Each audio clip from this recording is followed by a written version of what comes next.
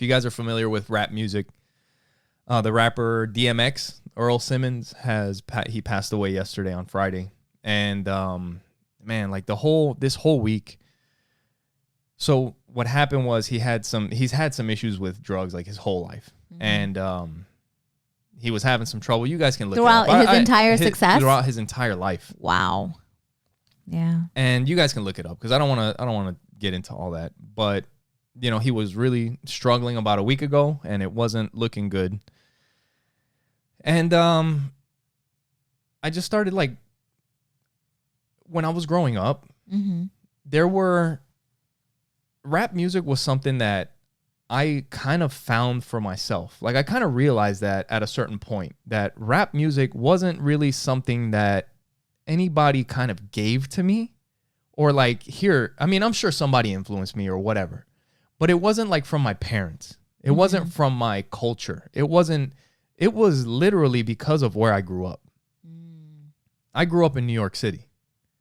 My parents, you know, I grew up with my dad. I grew up with my grandmother. You know, I would spend time with my mom and my mom's side of the family. Nobody listened to rap. Nobody. My dad listened to Spanish music. My grandmother listened to Spanish music. My mom, she listened to English music, but it was more rock than anything else. But it was your friends. But right? It was my friends. And it was like eventually I would hear the drums and I would hear the music and I'm like, fuck, I like that. Like that sound. And then I would start listening to what people were saying.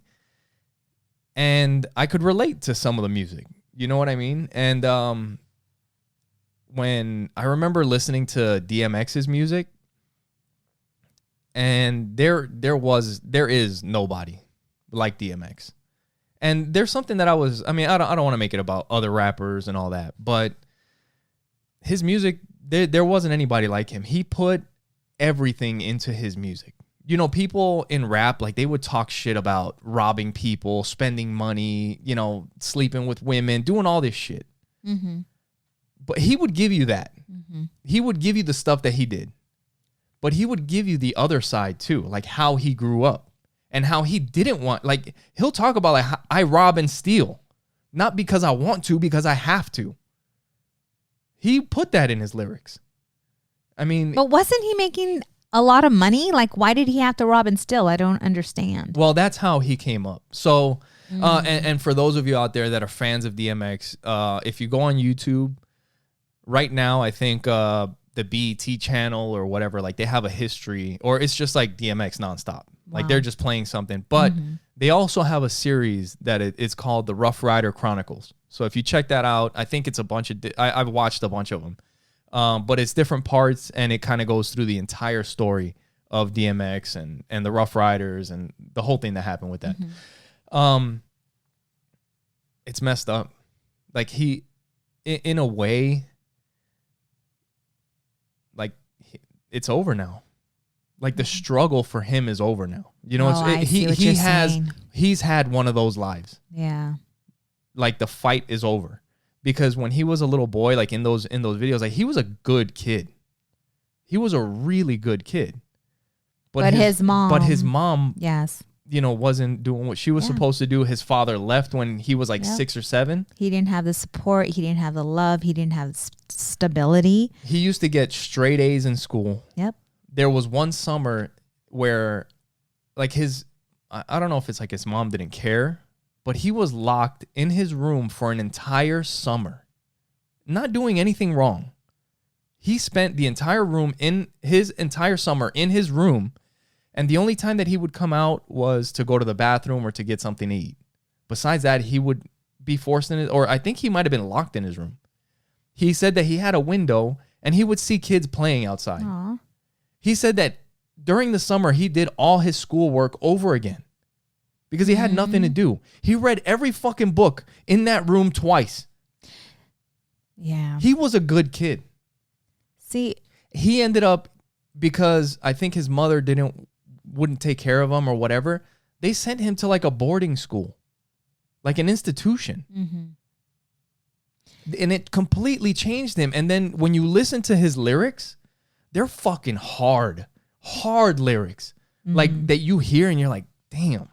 Yeah. But then I never really listened to... He'll have other songs. Yeah. and he'll put you through all the pain and all the struggle that he went through. And that's why I'm saying, like, he didn't want to be that person. Yeah. You were sharing his music with me, and I listened to his music, but I was one of those, like, I never really listened to the words. I listened to the beat, you know? And then when you had me listen to to his music the other day, you were telling me about the words, and I'm like, man, this is really rough, especially knowing that he sang about his experiences. Like, he lived. When you listen to his music, you're getting a glimpse of his going for a ride. Life. Yes. It's been tough. Like, I've been listening to DMX's music just about every day. You know, yesterday I was hanging out with Audrey and we played Party Up. A lot of these DMX songs I can't play around the kids, or I got to play like the edited version. But Party Up, you know, y'all gonna make me lose my mind up in here, like that up song. In here. You think that I was like, oh, that's a cool party song, and then you start playing the lyrics and you're like, oh shit, like he kept it real on that song too. See, I don't even remember. Those are the only lyrics I remember. Yeah, right. And yeah, it sounds like but if you start listening to the lyrics, you're like, oh shit, he was keeping it real on that song. But you know, like the clean verse, like I listened to that with Audrey in the car, and she's all bouncing, and I'm like, you know, bobbing her head and bouncing up and down, and I'm like, all right, good, like cool, listen to it, don't listen to the words as much, you know. But I was watching a video about DMX, like he was on Dr. Phil talking about his lyrics, you know, and he was sharing, you know, where his lyrics came from. And there was another video that I saw with him, or I had read a story that they played one of his songs in court when he was going to court, or when he was being sentenced or something like that. But for those of you out there, if you haven't heard the song Slippin', I mean, if you're a rap song, a rap fan, you've heard of it.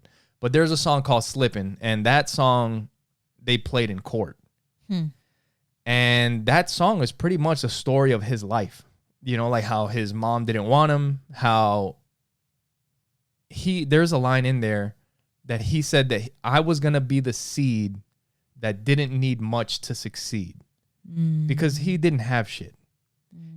When he got done with school, he didn't have a place to go. He would just crash places because he didn't have a home. That's the life that he lived. And then he met a rapper, and he was like, what the fuck is that? Like, he started rapping, and he's like, dude, and DMX started beatboxing. And then he met a rapper, and the rapper started beatboxing, or started rapping while he was beatboxing. Right. And then the rapper told him, he's like, why don't you do it? Or why don't you do this? And that was the start of him rapping. Now, they smoked a blunt after that. Ugh. But how old was he? Was he really young? He was 14. Ugh. But he didn't tell him that he put crack in the fucking blunt.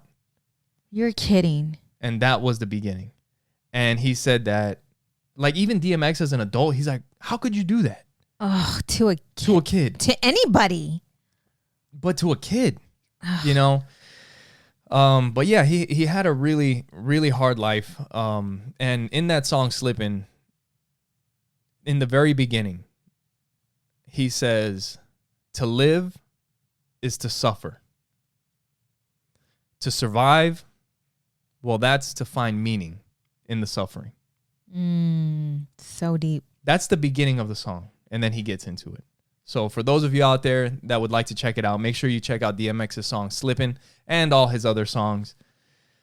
It's tough. That just made me really sad. It's tough. That just made me sad. It's tough. But yeah, rest in peace to DMX.